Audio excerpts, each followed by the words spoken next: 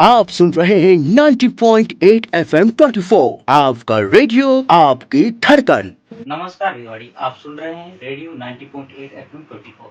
इस वक्त हमारे बीच में जिला कलेक्टर श्री इंद्रजीत सिंह व एसपी साहब मौजूद हैं। आप सभी के लिए जो कोरोना जागरूकता कार्यक्रम पिछले कई दिनों से प्रसारित कर रहे हैं, इसको लेकर आज जिला कलेक्टर महोदय हमसे कुछ कहना चाहते हैं। सर, हमारे श्रोताओं को आप बताइए कि जागरूकता के बारे में।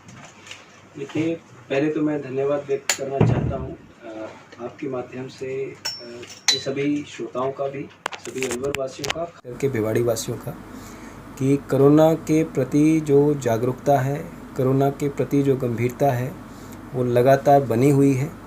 इसके साथ साथ चाहे लॉकडाउन के अंदर हमें सहयोग हो, चाहे हमारे प्रशासन की इंस्ट्रक्शंस की पालना हो, वो लगातार बनी हुई है। और मैं सभी को आश्वस्त करना चाहता हूँ कि इस लॉकडाउन के समय की, आप लोगों के सहयोग की हम लोग भरपूर लाभ लेते हुए आगामी हेल्थ फैसिलिटीज़ के तहत अपनी प्लानिंग कर रहे हैं।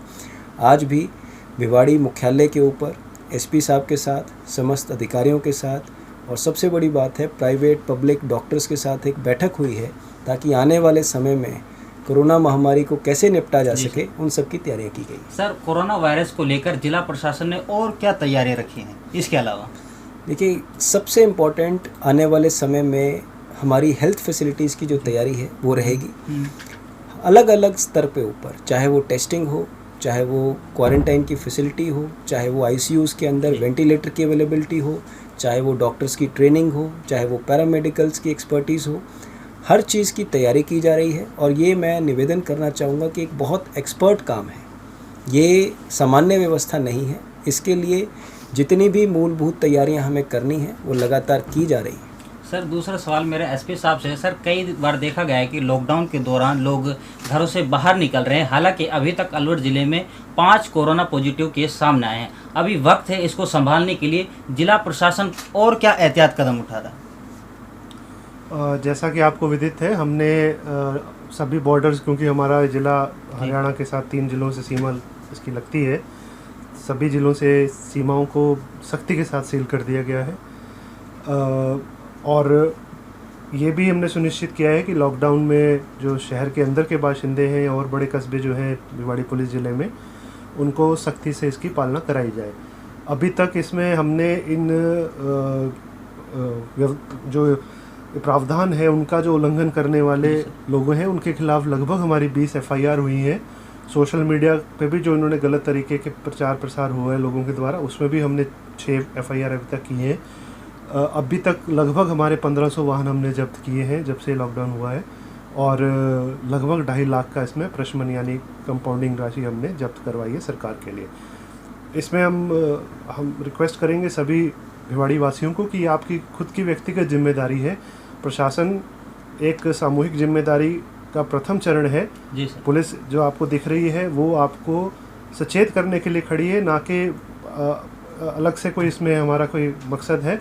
पर ये सबकी जबकि सामूहिक जिम्मेदारी है, और हर कोई अगर जिम्मेदार नागरिक का रोल निभाएगा तो मुझे लगता है ये लॉकडाउन अपने आप सक्सेसफुल होगा। सर, अगला सवाल आपसे मेरे से कि जिले में विभिन्न गांव ऐसे हैं जहां तक पहुंचना मुश्किल है। क्या ऐसे जगहों पर साफ सफाई, सैनिटाइजेशन करने को लेकर प्रशासन किस तरह से काम कर रहा है? देखिए, ये बात सही है कि शहरी इलाकों के कंपैरिजन के अंदर गांव के अंदर आईसी जागरूकता या इवन कई इंस्ट्रक्शंस हमारी जो पालना है वो थोड़ी धीमी और थोड़े लेट पहुंचती है। लेकिन उसका कतई मतलब ये नहीं है कि गांववासी या इवन हमारा प्रशासन कोरोना को गांव के अंदर सीरियस नहीं लेवे। उसके लिए हमने चाहे गांव के अंदर पंचायती राज के माध्यम से मुनादी हो, पैम्पलेट डिस्ट्रीब्यूशन हो, अनेकों प्रकार के हमारे माध्यमों से हमने गांव तक पहुंचने की कोशिश की है। जहां तक सैनिटाइजेशन की, मास्क की, बाकी व्यवस्थाओं की बात है, हर सचिव को जिम्मेदार ठहराया गया है। उनको किसी भी प्रकार के संसाधन की, जैसे कि सोडियम हाइपोक्लोराइड का जो छिड़काव है वो उतना ही गांव में होना ज़रूरी है जितना शहर में है। अगर मास्क का वितरण है वो भी गांव में किया जा रहा है, और व्यवस्थाएं चाक चौबंद रखी जा रही है। सर, अगर एहतियात के तौर पर क्या तैयारी हो चुकी है या करने की ज़रूरतें पड़ेगी इमरजेंसी में? देखिए, कोरोना के तहत सबसे ज़्यादा ज़रूरी ये है कि हम आने वाले समय की प्लानिंग करें। हम लोग हाथ पे हाथ धरे नहीं बैठे रहें। ये कार्य प्रशासन को भी करना है और आमजन को भी करना है।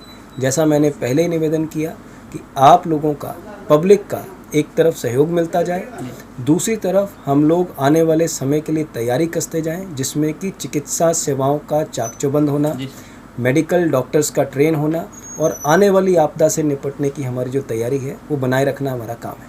सर बहुत बहुत धन्यवाद, आपने जो जानकारी दी वो काफ़ी महत्वपूर्ण है।